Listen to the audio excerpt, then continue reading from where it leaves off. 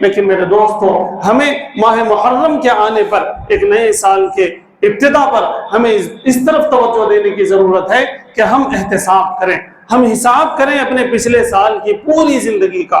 ہم نے پورے سال نمازیں کتنی ادا کی ہیں اور کتنے ہم نے چھوڑے ہیں، ہم نے والدین کے کتنے حقوق ادا کیے ہیں اور کتنا ہم نے مس کیا ہے، ہم نے اپنی اولاد کی اچھی تربیت کتنی کی ہے اور کتنا ہم اس کو ڈیلے کرتے چلے آ رہے ہیں۔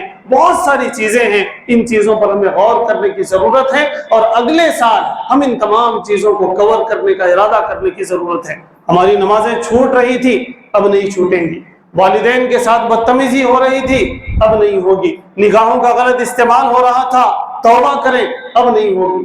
نماز رب اشرح لی صدری ویسر لی امری واحلل عقدۃ من لسانی یفقهوا قولی اللهم صل على محمد وعلى آل محمد كما صليت على إبراهيم وعلى آل إبراهيم إنك حميد مجيد اللهم بارك على محمد وعلى آل محمد كما باركت على إبراهيم وعلى آل إبراهيم إنك حميد مجيد۔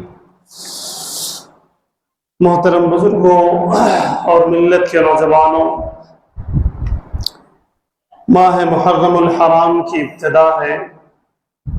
یہ اسلامی نیا سال اسی مہینے سے شروع ہوتا ہے، جیسا کہ آپ جانتے ہیں۔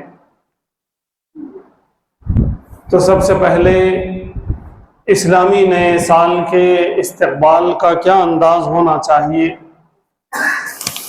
کس انداز سے ہمیں نئے اسلامی سال میں قدم رکھنا ہے، ان چیزوں کو جانتے ہوئے پھر ماہ محرم سے متعلق کچھ چیزیں ہم جاننے کی کوشش کریں گے۔ دین اسلام یہ آفاقی دین ہے، یہ مذہب اور یہ شریعت چند چیزوں کو سال بھر میں کر لینے یا کچھ چیزوں کو تہوار کے جیسا کر لینے اور پرٹیکولر چیزوں پر عمل کرتے ہوئے زندگی گزارنے کا نام دین اسلام نہیں ہے، شریعت محمدیہ نہیں ہے۔ اللہ رب العزت نے قرآن کریم کے اندر فرمایا وَمَا خَلَقْتُ الْجِنَّ وَالْإِنسَ إِلَّا لِيَعْبُدُونَ، کہ ہم نے انسانوں کو صرف اور صرف اپنی عبادت کے لیے پیدا کیا۔ تو اس آیت کریمہ سے معلوم ہوتا ہے کہ انسان کی جو ایکٹیویٹیز ہوں گی، انسان جس مرحلے میں زندگی گزار رہے ہوں گے، وہ ان کے لیے عبادت ہوگی۔ اسی اعتبار سے جب ایک سال ختم ہوگا اور ایک سال شروع ہوگا، تب بھی انسان عبادت میں ہوگا، اور اس کے ذریعے سے بھی انسان کو عبادت بتائی گئی۔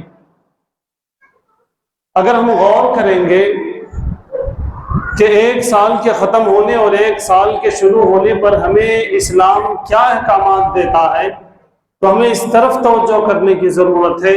اللہ کے رسول صلی اللہ علیہ وسلم نے ارشاد فرمایا حاسبوا قبل ان تحاسبوا۔ اللہ کے رسول صلی اللہ علیہ وسلم نے ارشاد فرمایا کہ تمہارا حساب ہونے سے پہلے، تمہارا حساب لیے جانے سے پہلے تم اپنا حساب کر لو۔ صحابہ اکرام رضی اللہ تعالی عنہ اجمعین کے بارے میں آتا ہے، شام کے وقت وہ اللہ کے سامنے 2 رکعت نماز پڑھتے اور رونا شروع کرتے۔ صبح کے وقت کوئی صحابی ہے کہ 2 رکعت نفل نماز پڑھ رہے، تہجد کی نماز پڑھ رہے اور اللہ کے سامنے رونا شروع کر رہے۔ حضرت ابوبکر صدیق رضی اللہ تعالیٰ عنہ، حضرت عمر فاروق رضی اللہ تعالیٰ عنہ، حضرت عمر اور حضرت علی اور حضرت عثمان رضی اللہ تعالیٰ عنہ، ان تمام کے بارے میں یہ بات آتی ہے کہ وہ اپنی داڑھی پکڑتے نوچتے اور روتے کہ ہائے ہم نے کیسی زندگی گزاری۔ یہ حساب ہے، شام ہوتے ہوتے ہمیں اپنے شام تک کا حساب کرنے کی ضرورت ہے کہ ہم نے اللہ کی کتنے احکامات پر عمل کیا اور کتنے احکامات کو ہم نے ٹھکرا دیا۔ ایک ہفتہ ہوتے ہوتے ہمیں اس بات پر غور کرنے کی ضرورت ہے کہ ہم نے سرکار دو عالم صلی اللہ علیہ وسلم کی کتنی سنتوں پر عمل کیا اور کتنے کو ہم نے ٹھکرا دیا۔ ایک مہینہ ہوتے ہوتے ہمیں اس بات کا حساب کرنے کی ضرورت ہے کہ ہم نے اپنے رشتہ داروں کے، اپنے بچوں کے، اپنی بیوی کے اور اپنے پڑوسیوں کے کتنے حقوق ادا کیے اور کتنے نہ کیے۔ یہ حساب کرنے کی ضرورت ہے۔ ایک سال ہوتے ہوتے میرے دوستو، جیسا کہ ماہ محرم ابھی شروع ہوا ہے، ہمیں اس کا احتساب کرنے کی ضرورت ہے، حساب کرنے کی ضرورت ہے کہ ہم نے پچھلے ایک سال میں اللہ کی کتنی عبادتیں کی اور کتنی عبادتیں ہم سے چھوڑ گئی، بندوں کے کتنے حقوق ہم نے ادا کیے اور کتنے حقوق ہمارے ادا کرنے سے رہ گئے، نمازیں ہماری کتنی ہوئی اور کتنی ہونے سے رہ گئی، مسجد کو آباد کرنے کی ہم نے کتنی فکر کی اور کتنا ہم نے فکر نہ کیا، اپنے بچوں کی صحیح تربیت کی ہم نے کتنی کوشش کی اور کتنا ہم کوتاہی کرتے رہے۔ اس پر میرے دوستوں ہمیں غور کرنے کی ضرورت ہے۔ یہ نئے سال کے استقبال کا اور نئے سال کے اندر آنے کا اسلامی طریقہ یہ ہے۔ اگر ہم نے یہ کام کر لیا، اگر ہم نے ایک ایک گھنٹے کا حساب کر لیا، ایک ایک دن کا حساب کر لیا، ایک ایک رات کا حساب کر لیا، ایک ایک ہفتے، مہینے اور سال کا اگر حساب ہم کرنے لگے تو میرے دوستو ہمارے بچے اور ہم جو بے نمازی ہیں بہت جلد نمازی ہو جائیں گے۔ ہمارے نگاہوں کا جو استعمال غلط ہو رہا ہے بہت جلد ہم اپنے نگاہوں کا صحیح استعمال کرنے والے بنیں گے۔ ہمارے سارے ایکٹیویٹیز جو دن بھر کی ہیں میرے دوستو وہ بہت جلد درست ہو سکتے ہیں، لیکن ہمیں اس طرف دھیان دینا ہوگا کہ ہم اپنا حساب کرنے کی کوشش کریں۔ ہم حساب کرتے ہیں اپنے دکان کا، ہم حساب کرتے ہیں اپنے بینک بیلنس کا، ہم حساب کرتے ہیں کہ دوسرے ہمارا حق ادا کرے یا نہیں کرے، لیکن میرے دوستو ہم اگر حساب نہیں کر رہے، آج تو ہم اپنی فجر کا حساب نہیں کر رہے، ہم اپنی ظہر، عصر، مغرب اور عشاء کا کیلکولیشن ہم نہیں کر رہے کہ ہماری کتنی نمازیں دن بھر میں ہوئی ہیں اور کتنی نہیں ہوئی ہیں، ہماری اولاد کی کتنی نمازیں دن بھر میں ہوئی ہیں اور کتنی نہیں ہوئی ہیں۔ ہم اس کا حساب کرنا نہیں چاہتے کہ پورے 24 گھنٹے گزر گئے لیکن ہم قرآن کتنی دیر لے کر بیٹھے۔ ہم یہ حساب کرنا نہیں چاہتے کہ ایک دن گزر گیا، ایک ہفتہ گزر گیا، ہم پر جو حق دوسروں کے تھے ہم نے کتنا ادا کیا۔ ہم یہ ضرور دیکھیں گے کہ دوسرے نے ہمارا حق ادا کیا یا نہیں کیا، بیوی نے ہمارا حق ادا کیا کہ نہیں کیا، بھائی نے حق ادا کیا کہ نہیں کیا، پڑوسی نے ہمارا حق ادا کیا کہ نہیں کیا، مسجد کی کمیٹی حق ادا کر رہی ہے کہ نہیں کر رہی، روزانہ امام صاحب آ رہے یا نہیں آ رہے، اس کا حساب تو ہم کرنے لگے ہیں، لیکن میرے دوستو ہم اپنا حساب کرنے سے رہ گئے۔ جب تک ہم اپنا حساب نہیں کریں گے، اپنے نمازوں پہ کنٹرول نہیں کریں گے، اپنی زبان پہ کنٹرول نہیں کریں گے، اپنی نگاہوں پہ کنٹرول نہیں کریں گے، اپنے گھر والوں اور اپنے بچوں پر کنٹرول نہیں رکھیں گے، میرے دوستو اس وقت تک ہم کامیاب نہیں ہو پائیں گے۔ اس محرم الحرام کو جو ابھی داخل ہوا ہے، اللہ کے رسول صلی اللہ علیہ وسلم نے ارشاد فرمایا کہ رمضان کے بعد سب سے افضل روزے ماہ محرم کے ہیں۔ اس محرم کے مہینے کو اللہ کے رسول صلی اللہ علیہ وسلم نے شہر اللہ بتایا ہے، اللہ کا مہینہ بتایا ہے، اس پر بھی ہمیں توجہ کرنے کی ضرورت ہے۔ یہ سال ہمارا شروع ہو رہا ہے، ماہ محرم بابرکت مہینہ ہے۔ اس مہینے کو بابرکت اس لیے بھی کہا گیا ہے کہ سال کا شروع کا مہینہ ہے۔ اس مہینے میں اگر ہم عبادتیں کریں گے، اس مہینے میں ہم اگر اللہ کو ناراض کرنے والے کام نہیں کریں گے تو امید ہے کہ ہمارا سال اچھا گزرے گا۔ اور اس لیے بھی اس محرم کے مہینے کو اہمیت ہے کہ یہ اشہر حرم میں سے ہیں۔ 4 مہینے ایسے ہیں جن کو اللہ رب العزت نے اشہر حرم بتایا ہے۔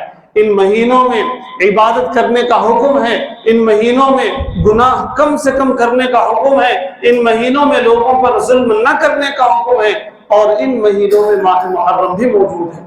اس لیے بھی اس ماہ محرم کی بڑی اہمیت ہے۔ لوگ یہ سمجھتے ہیں، میں انشاءاللہ اگلے خطاب میں اس پر بات کروں گا، اگلے جمعہ میں اس پر بات کروں گا، لوگ یہ سمجھتے ہیں کہ ماہ محرم کی اہمیت اس لیے ہے کہ 10 محرم کو نواسے رسول صلی اللہ علیہ وسلم کی شہادت ہوئی ہے۔ اگر میں آپ کے سامنے تاریخ بیان کروں تو آپ پریشان ہوں گے۔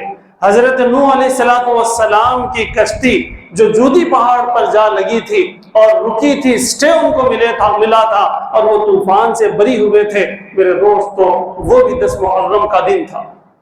حضرت موسیٰ علیہ السلام کو جو فرعون سے نجات ملی تھی وہ بھی 10 محرم تھا۔ لوگ یہاں تک بتاتے ہیں حضرت ابراہیم علیہ السلام کو آگ سے جو بچایا گیا وہ بھی 10 محرم تھا۔ حضرت یونس علیہ السلام کا جو واقعہ پیش آیا وہ بھی 10 محرم کا تھا۔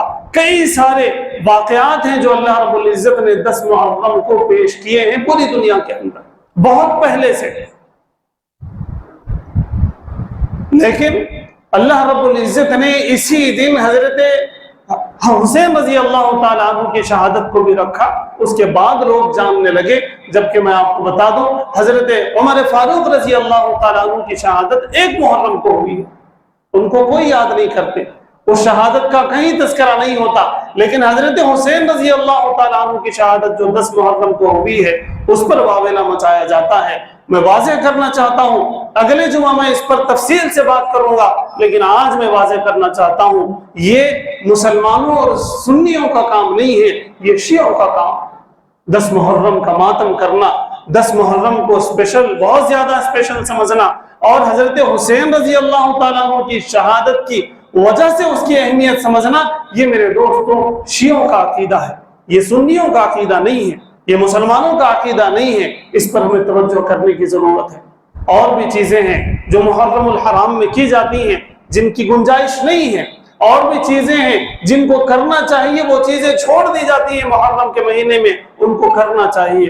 بہرحال میں اس طرف توجہ دلانا چاہتا ہوں کہ ماہ محرم اسلامی مہینے کا پہلا مہینہ ہے۔ اس مہینے کی بڑی اہمیت ہے، اس لیے کہ اشہر حرم میں سے یہ ہے، اس لیے کہ بہت سارے واقعات اللہ رب العزت نے ماہ محرم میں پیش کیے ہیں، اور اس لیے بھی کہ حضرت حسین رضی اللہ تعالیٰ عنہ کی شہادت بھی ہوئی ہے، اور بہت ساری چیزیں ہیں۔ یوم عاشورہ موجود ہے، اس دن اللہ کے رسول صلی اللہ علیہ وسلم نے روزہ رکھا، 1 دن اور ملانے کا حکم فرمایا۔ اس 1 دن کے روزے سے اللہ کے رسول صلی اللہ علیہ وسلم نے فرمایا کہ پچھلے 1 سال کے گناہ اللہ رب العزت معاف کر دیں گے۔